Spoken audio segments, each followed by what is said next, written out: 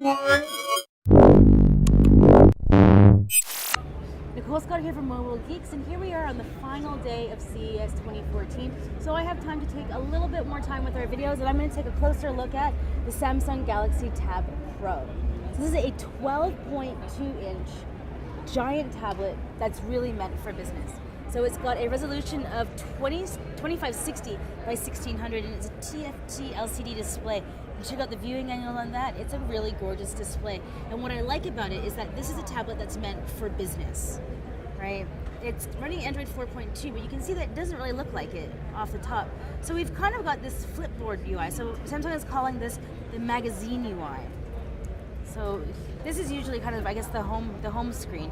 So you can set up your weather, your meetings, your stock quotes, inbox, all of these things here, your calendar. Right. And it's really easy to customize. So if we kind of get to this page, I love everything about this except for I don't like sports. I only follow basketball. See, when you get into this, you can say edit pages. So when you edit pages, I can decide to unselect sports. I can do style, technology, top picks, travel. So you can see up here that it's adding and changing them around, right? So let's say, let's take out top picks. Yeah, okay. Now let's head in here, and then you can actually kind of move them around. So we can have travel bigger or design bigger. So you can actually really customize it to the way that you like. So if we head back into edit pages, you can see at the top that you can choose whatever home screen that you make, and if you want to use another, let me just head back there. Sorry about that. Ooh, wrong way again. Let's do this. Hold on that. Edit pages. Here we go. Now let's just create our own page. So I can add in news, photography. So it just kind of shows up there. Food.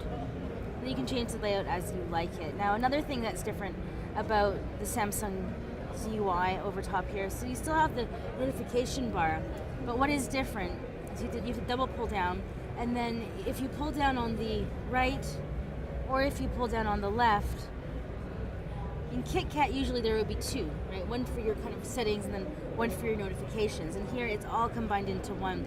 But they have this scroll wheel, which I'm always a fan of this. And you get your emails. I mean, and everything is kind of standard the way you kind of expect it from KitKat, except for this one thing. Now, because this goes directly into Samsung's magazine app here, you can only access your apps by heading over here. So you can flip back and forth. I mean, it's very simple. Then you have your widgets.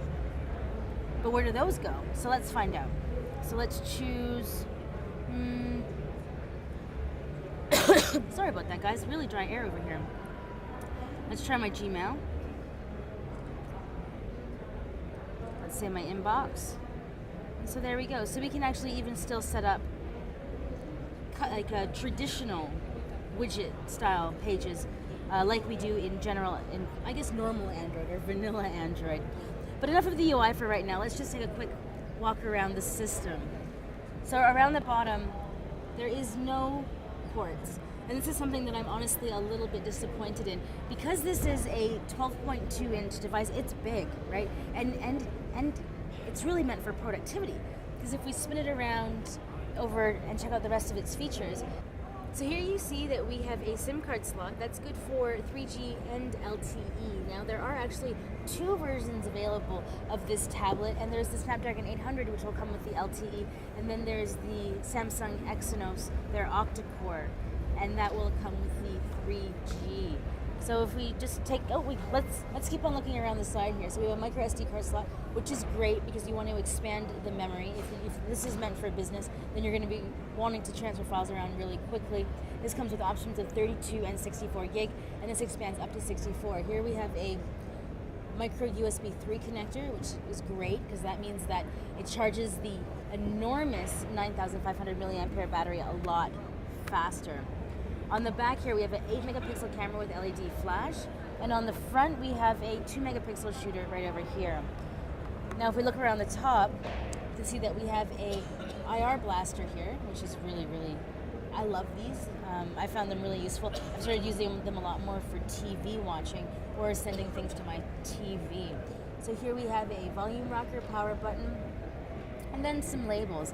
You can see on the back that this is actually the LTE version, so it's the Snapdragon 800 version, and they've gone with this exact same kind of faux leather but plastic backing that they have on their Note 3, and it's a it's a really expensive feeling and looking design because they even have this stitching on here.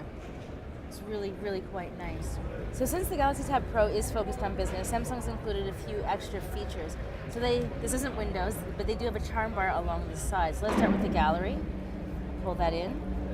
Then maybe let's add in S Note. Pull that over again, and maybe let's do Gmail. Now the cool thing that happens here is that they have included a floating keyboard, which I really like. There is a stylish, not a stylus version of this, so you could actually tap really quickly to type emails with your stylus. Now, some of the other things that I like about it is, well, if you had the stylus version, you have a lot of the same features that you have with the Samsung Galaxy Note series. So one of the things that I am really excited about the Samsung Galaxy Tab Pro is that Android tablets typically aren't considered high productivity tablets when you compare them to, say, what Microsoft is offering with the Surface or what Apple has with the iPad, right? The iPad has 1,000 cases that are incredibly customized and well fitted, and the program architecture that Apple offers is really good for business. I mean, Keynote, Pages, a lot of these apps are good enough for somebody who may be trying to either replace their really, really, really old laptop or have that weekend machine away. So Android tablets have kind of been coming up in the middle for me because they just haven't had the software packages that would allow you to truly be productive.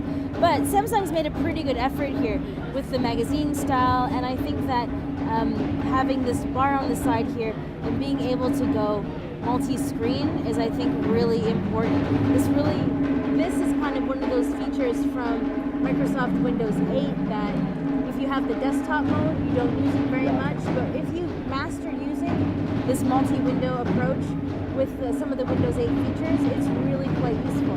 So this is one of the kind of like nice crossovers that I'm seeing between if you have a Windows PC or a Windows 8 PC and you're using an Android tablet, because the likelihood of you being on Windows and then not wanting to enter into the Apple ecosystem is much higher.